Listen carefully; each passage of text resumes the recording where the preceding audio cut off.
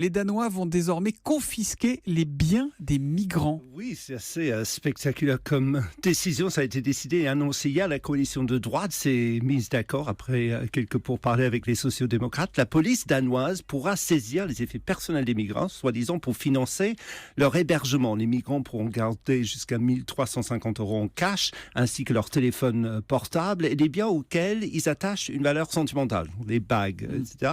Cela déclenche évidemment pas mal de réactions sur place et surtout à l'étranger. L'Agence des Nations Unies pour les réfugiés a vivement critiqué cette mesure que le Washington Post a comparée à la spoliation des Juifs pendant la Seconde Guerre mondiale. Alors, le Premier ministre Rasmussen a lui-même convenu hier que c'était le projet de loi le plus mal compris de l'histoire du Danemark et a dit que ce n'est pas comme si, dès leur arrivée, on suspendait les migrants par leurs pieds pour leur faire tomber des pièces. Mais le fait qu'il le dise, c'est quelque part, si, quand même. En tout cas, la droite et la gauche sont d'accord au Danemark, mais c'est vraiment, sincèrement, pour financer l'hébergement qu'on leur prend leurs biens ? Bien sûr que non, c'est surtout pour décourager les autres. Rappelez-vous, les Danois avaient déjà lancé des pages de pub dans les journaux libanais pour dissuader les gens qui voulaient venir. Il y a d'autres mesures aussi qui sont annoncées, ça c'est un peu passé à la trappe, mais il est question de retarder surtout le regroupement familial de 3, voire de 5 ans.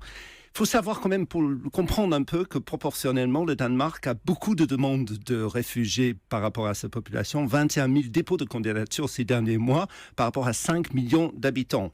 Et puis, continue les contrôles à la frontière. On en a parlé un petit peu avec le pont avec la Suède et avec l'Allemagne aussi, ce qui n'arrange pas du tout leur cas avec Bruxelles, côté Schengen. Le Danemark fait partie de l'Union européenne depuis 1973, je crois. 73, ils ont rejoint l'Union en même temps que les Britanniques. En même temps, il n'y a pas beaucoup de migrants qui doivent arriver comme avec plus de 1 350 €, ils n'arrivent pas avec la voiture. Non, mais pas avec la voiture, mais ils viennent avec du cash. C'est parce que ceux qui peuvent déjà financer tout le voyage pour venir ici, on le voit, c'est souvent des jeunes qui ont des moyens. Mais ce ne sont pas des nantis, c'est plutôt la misère du monde qui arrive dans ces cas-là.